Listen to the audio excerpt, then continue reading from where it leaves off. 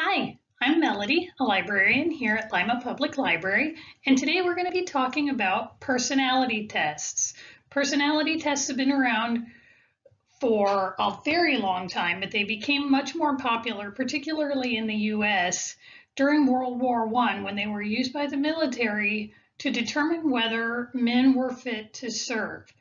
Today we're going to be taking a look at what personality tests are, and then we're also going to take a look at 3 different personality tests and the problems with personality tests.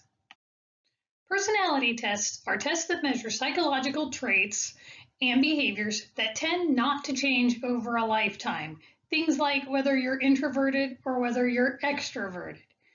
They also measure patterns of thought, behavior, and feelings, and they're often used by employers to identify potential employees' learning styles, skills, integrity, and intelligence, and they're also often used to help make decisions about promotions and sometimes used as team building activities within an organization.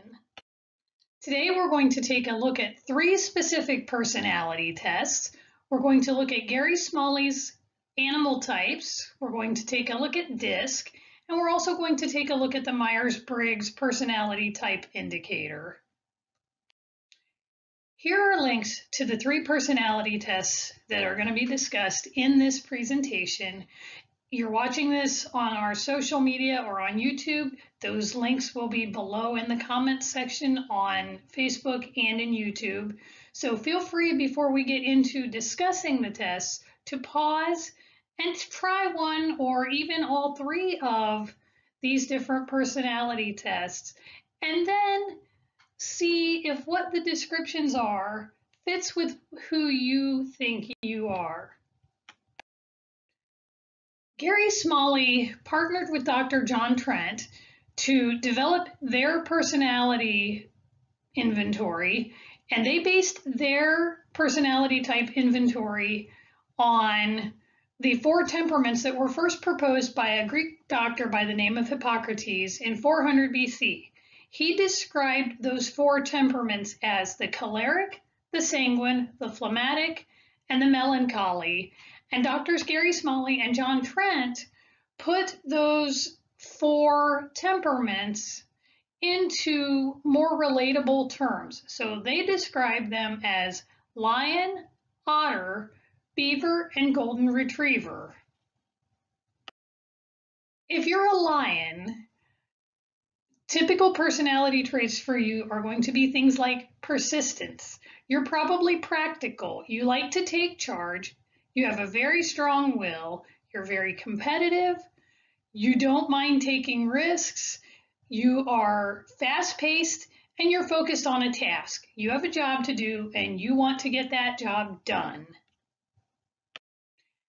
If you're a lion, you have that take charge personality, and with it comes some very good strengths, but also some weaknesses.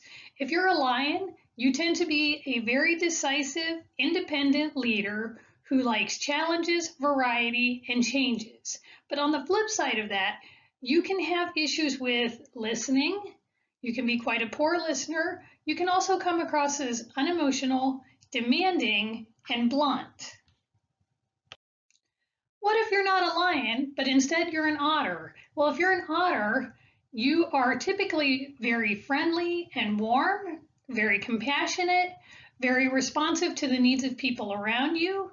You can also be very fun-loving, fast-paced, dramatic, but you are very people-oriented. The fun-loving otter also comes with some very interesting strengths and weaknesses. So if you're an otter, you're very outgoing, you can be very passionate, very optimistic, and very compassionate. You want to see the best and you look for the best in people and in the world around you. On the flip side, you can be disorganized, you can be very talkative, undisciplined, and impulsive. Golden retrievers are also one of the personality types, and if you are a golden retriever type, you are typically dependable, quiet, easygoing, objective, supportive, and loyal. You are a slow-paced people person. The slow-paced people person that is a golden retriever typically is very calm, patient, diplomatic, and reliable as far as their strengths, but their weaknesses include things like being indecisive. A golden retriever can be very fearful and over-accommodating, and they can struggle with procrastination. If you're a beaver, you're a bit of an analyst. So some of your personality traits include being analytical and industrious, accurate, thorough, controlled, intuitive. So you just instinctively know things, and you are a slow-paced, task-oriented person. The analytical beaver has some strengths as well. Beavers tend to be self-disciplined and detail-oriented, as well as organized and thorough. On the flip side, they can struggle with perfectionism. They can be critical. They can also be moody and a bit revengeful. Now let's take a look at the DISC personality types. DISC will directly compare with the Gary Smalley and Dr. Trent personality types.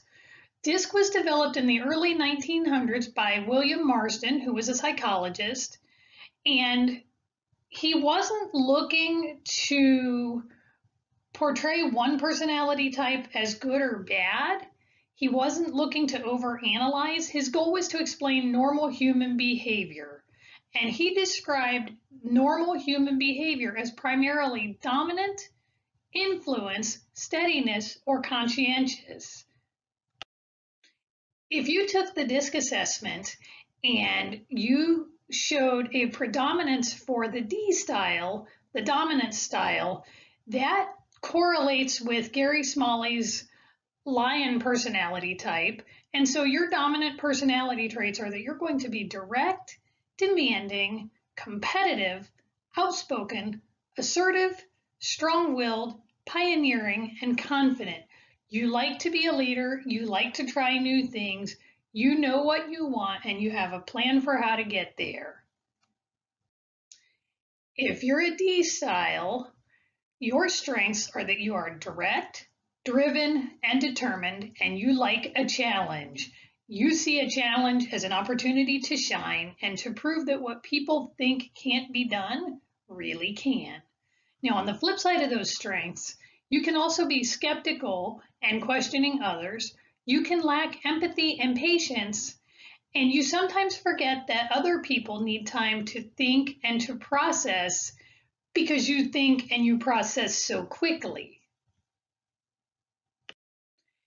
If you took the DISC assessment and showed a dominance for the I or influence style, you are probably also an Otter on the Gary Smalley personality test. And so some of your more common personality traits are that you are warm, trusting, charming, optimistic, energetic, magnetic, enthusiastic, and approval seeking. You have a lot of energy, people love you, and you want to be noticed, and you want people to like you and to like what you do. People with the I style personality are typically very trusting, very charming, very high energy, very friendly. These are some people who are the life of the party.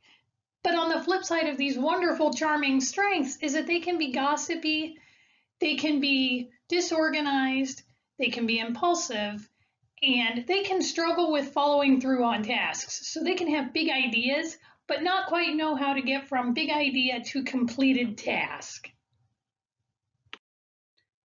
If you are an S-style personality on the DISC assessment, you are similar to the golden retriever on the Gary Smalley personality test. So you are probably calm, predictable, deliberate, stable, consistent, affirming, accommodating, and trusting. You're a people pleaser. You want to be happy, but you also want the people around you to be happy.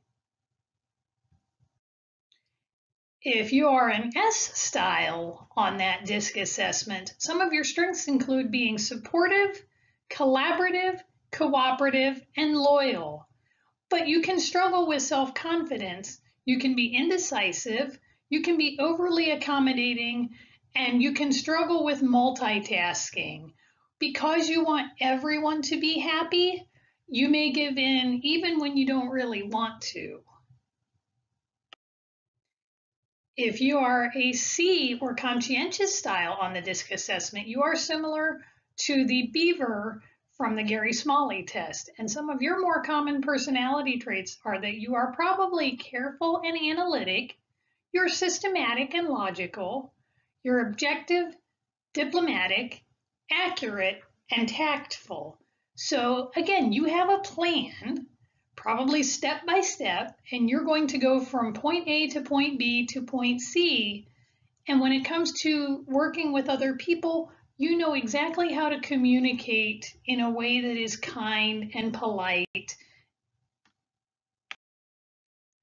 Some of the strengths of these conscientious style are that you can be restrained, logical, disciplined, and diligent, but on the flip side, you often won't make decisions unless you have all of the facts. You also tend to be perfectionistic. You struggle with delegating tasks, and you can be overcritical. Now let's take a look at some famous examples of people with each of these personality styles. Since Lion and the D style go together, let's take a look at some of the famous Lions or dominance styles. Kanye West, Simon Cowell, and Venus Williams are some famous examples of Lion or D style personalities. Otters or I style are people like Robin Williams, Prince Harry, and former President Bill Clinton. If you are a Golden Retriever or an S style, you are similar to Mahatma Gandhi, Princess Kate, and Tom Brokaw. And if you are a Beaver or a C style, you are similar to Bill Gates, Condoleezza Rice, and Albert Einstein. The Myers-Briggs personality type indicator is a little bit different from the Gary Smalley and from DISC. The Myers-Briggs personality type indicator was developed by Catherine Briggs and her daughter Isabel Briggs Myers.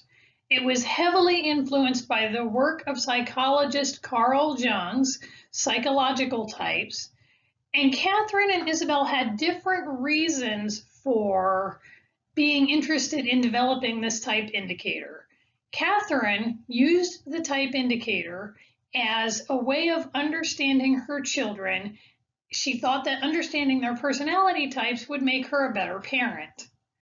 Isabel saw personality typing as a tool to help people find happiness by helping them understand jobs that were the best fit for them. So she saw it as more of a tool for employment.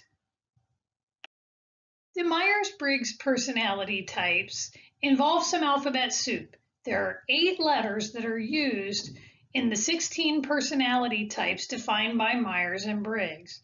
They are E for extroverted versus I for introverted, S, which is sensing, versus N, which is intuition, T for thinking versus F for feeling, and J for judging versus P for perceiving.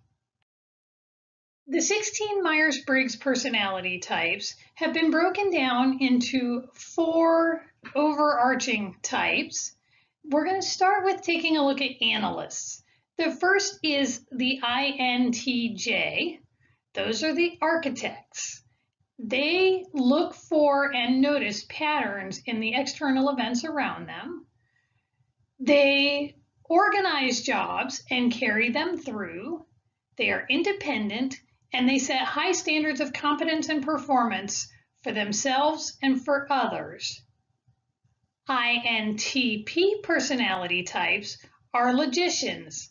They are abstract. They prefer ideas to social interaction. They are flexible. They are quick. And if they're interested in a particular problem, they can focus very in depth to solve that problem. We also have the ENTJ, which is also known as the commander. The ENTJ like to be leaders. They are very decisive. They like long-term planning and goal setting. They are typically well-informed and well-read. And the ENTP is the debater. They are very stimulating and outspoken. They are resourceful. They can read others typically very well, and they don't like routine. They are very bored by it. Now, if you take a look at this chart, you'll notice that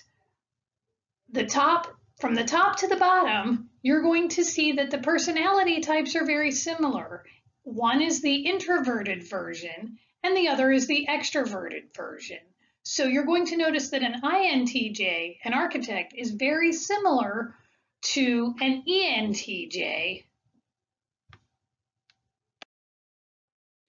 Each of the analyst types comes with its own set of strengths and weaknesses. If you're an architect, you are probably rational, informed, determined, independent, and curious. But on the flip side, you can be arrogant, you can dismiss people's emotions, you can be critical, you can be combative, and if you're an adult, you can be a bit romantically clueless. If you're a logician, some of your strengths include being an analyst. You can also be imaginative, open-minded, enthusiastic, and objective. But on the flip side, you can be withdrawn, insensitive, absent-minded, condescending, and indecisive. Now, if you are the commander, if you are the extroverted version of an architect, your strengths include being energetic and efficient, self-confident, strong-willed, and charismatic, but you can struggle with being stubborn, intolerant, impatient, arrogant, cold, and a bit ruthless. And if you're a debater, you think quickly, you're very original, so you do your own thinking, you are charismatic, you're an excellent brainstormer, and you have a lot of energy.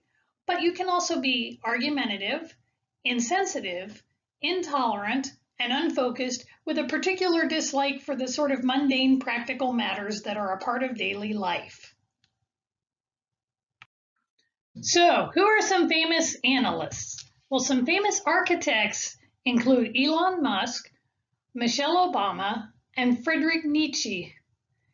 If you're a logician, you're probably a lot like Bill Gates, Albert Einstein, and Kristen Stewart. If you are a commander, you have a personality in common with Steve Jobs, Gordon Ramsay, and Margaret Thatcher. And if you're a debater, you're a lot like Adam Savage, Sarah Silverman, and Mark Twain. Let's take a look at the next group of Myers-Briggs personality types. These are the diplomats. INFJs are also known as advocates, and they want to understand what people's motives are. They are insightful about other people.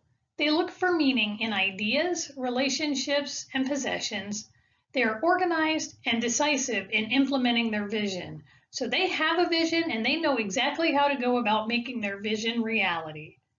If you are an INFP, you're also known as the mediator. You are idealistic, you are loyal to your values and to the people you care about.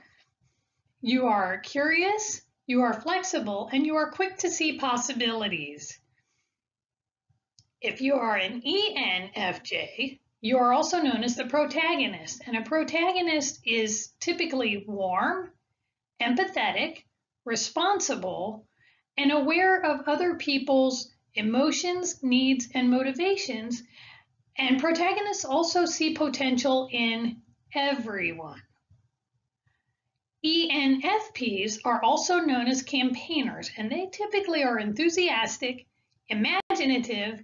They connect events and information very quickly. They are very flexible and they are very spontaneous. If you're an advocate, your strengths include things like creativity. You're very insightful. You have a core set of principles that you are loyal to. You are passionate and you are altruistic. So your motives are exactly what you portray them to be. They're good. But on the flip side, you can be very sensitive to criticism. You can be reluctant to open up. You can be perfectionistic. You tend to avoid the ordinary and you can be very prone to burnout. If you're an INFP or a mediator, your strengths tend to be thoughtfulness, generosity, open-mindedness, creativity, and passion. But on the flip side, you can be overly idealistic, you can be self-critical, impractical, emotionally driven, and conflict averse, meaning if there's a conflict, you tend to avoid that conflict whenever possible. If you're a protagonist, your strengths tend to be that you are tolerant, reliable, charismatic, idealistic, and typically a natural leader. But on the flip side, you can be overly idealistic. You can be selfless to the point of selflessness being a problem. And the same is true of sensitivity. You can be too sensitive. Your self-esteem fluctuates up and down, and you can be indecisive. And if you're a campaigner, you are typically curious, observant, enthusiastic and energetic, popular and friendly. You're a great communicator. But on the flip side, you can be unfocused, you can overthink things, you get stressed more easily, and you can be emotional, but you can also be a little too independent. So, who are some famous diplomats? Well, if you're an advocate, you have a lot in common with Martin Luther King Jr., Nelson Mandela, and Mother Teresa. If you're a mediator, you have a lot in common with J.R.R. Tolkien, William Shakespeare, and Alicia Keys. If you're a protagonist, you have a lot in common with Barack Obama, Oprah Winfrey, and John Cusack. And campaigners are a lot like Robert Downey Jr., Robin Williams, and Quentin Tarantino. Let's take a look at the Myers-Briggs Sentinels. If you are an ISTJ, you are also known as a planner. You are typically quiet, serious, dependable, realistic, and organized. If you are an ISFJ, you are also known as a defender, and you can be quiet, friendly, responsible, thorough, and loyal. ESTJs are also known as the executive, and they tend towards being practical, matter-of-fact, decisive, organized, and detail-oriented. And if you are an ESFJ, you are a consul. You are warm-hearted, conscientious, cooperative, and loyal. If you are a planner, some of your strengths include being honest and direct, being strong-willed, calm, practical, and responsible. But on the flip side, you can be stubborn, you can be insensitive, you always want to go by the book, even if doing so isn't necessarily what's best. You can be judgmental, and you can blame yourself unreasonably for things that aren't necessarily your fault. If you are a defender, you are typically supportive, reliable, patient, observant, imaginative, and enthusiastic, but on the flip side, you can take things too personally. You can repress or hide your feelings. You can overload yourself with work, with emotional things. You are often reluctant to change, and you can be overly idealistic. If you're an executive, some of your strengths include being dedicated, as well as being strong-willed, honest, reliable, and organized. But on the flip side, you can be stubborn, judgmental, overly focused on your social status, and relaxing doesn't come naturally to you. If you are a console, some of your strengths include a very strong set of practical skills, as well as a strong sense of duty. You are loyal, you are sensitive and warm, and you typically connect well with others. But on the flip side, you do worry about your social status. You can be inflexible and vulnerable to criticism, and you can be too needy and sometimes too selfless. So who are some famous Sentinels? Well, some famous planners include Denzel Washington, Angela Merkel, and Natalie Portman. If you're a defender, you're a lot like Beyonce, Queen Elizabeth II, and Vin Diesel. If you're an executive, you are similar to John D. Rockefeller, Judge Judy, and Ella Baker. And if you're a consul, you're similar to Bill Clinton, Taylor Swift, and Steve Harvey. And the last group of Myers-Briggs personality types are known as explorers. If you are an ISTP, you are also known as a virtuoso. You are flexible, you tend to be a quiet observer, you like to solve problems, you're organized, and you value efficiency. If you are an ISFP, you're otherwise known as an adventurer. You are typically quiet, friendly, sensitive, kind, and you tend to not like disagreements and conflicts. If you are an ESTP, you are also known as an entrepreneur. You are typically tolerant, flexible, with a practical approach focused on immediate results. You are also typically spontaneous, and you learn things best by doing them. And if you are an ESFP, you're also known as an entertainer. You are typically outgoing and accepting. You like working with other people to make things happen, and you are typically flexible and spontaneous. If you're a virtuoso, some of your strengths include being optimistic and energetic, being creative and spontaneous, as well as being relaxed and rational. But on the flip side, you can also be stubborn and insensitive, private and reserved.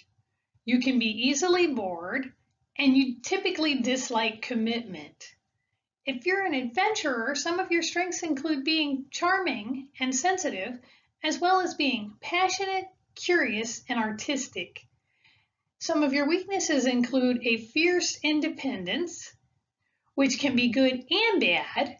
You can also be unpredictable, easily stressed, and overly competitive, and your self-esteem can fluctuate. So some days you can feel really, really good about yourself, and other days, not so much. If you're an entrepreneur, your strengths include being bold, rational, and practical, as well as being original, perceptive, and sociable. But you can struggle with insensitivity and impatience. You are risk-prone, you can be unstructured, and at times defiant. And if your personality type is the entertainer, you are typically bold, original, and observant with strong people skills. You love to put on a show, but you can struggle to be sensitive. Sensitivity is a little bit of a problem for you. You are averse to conflict, so you don't like conflict. You can be easily bored. You can be a poor long-term planner, and you can be unfocused. So who are some famous explorers?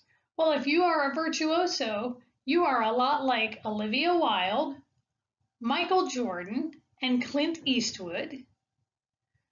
If you are an adventurer, you are more like Lana Del Rey, Avril Lavigne, and Kevin Costner. If you're an entrepreneur, you have much in common with Jack Nicholson, Eddie Murphy, and Madonna. And if you're an entertainer, you are more like Marilyn Monroe, Jamie Oliver, and Adele. We've taken a look at 3 different kinds of personality tests, as well as what personality tests try to assess. But There are some problems with personality tests, so let's take a look at a few of them. The first one that we're going to look at is that personality tests are not 100% reliable. Even the best personality test can't be 100% reliable simply because personality can change.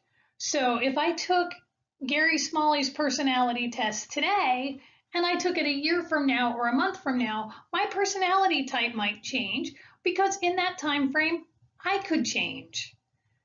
Personality tests also typically overstress some parts of our personalities while ignoring other parts. And personality tests are fairly easy to cheat because they are typically self-reported. And if they're used in employment situations or other places where we feel like the stakes are high, we may have a tendency to give the answer that we think the tester wants, even if that answer isn't necessarily accurate. Some additional problems with personality tests are that we typically don't know ourselves as well as the people around us know us. People around us have typically observed us, so they have maybe a better idea of how we think and how we behave in certain situations. And let's be honest, if you've taken any of these personality tests, I would imagine that you've done what I have on some of the questions and turned around and asked a family member or a coworker or a friend, how do I do that? Because often we don't think about how we do things until we're posed a question about how we would do it or about, do I do this? And so sometimes even as we're taking the tests that we're self-reporting, we have to ask for help. Personality tests also tend to include what is known as confirmation bias. And confirmation bias is a pretty simple concept, and it's the idea that if we believe the test is true, we look for evidence to prove it's true, and we can ignore evidence that maybe the test isn't as accurate as we think it is. And the final problem with personality tests is that personality tests can be unjust or unethical if they're not used correctly. If they're used to make decisions about hiring and promotion, for example, personality tests are only testing what we know about ourselves based on the situations we've been in, not every possible situation we could be in. And so if an employer is using a personality test to make hiring or promotion or pay raise type decisions, they very well could be based on a very limited set of situations that we've been in, and we could be promoted into a situation that while we've never been in it, we could shine. And to lose a promotion based on a personality test is to potentially prevent someone from a new experience that could prove to be very good for them and for the company they work for.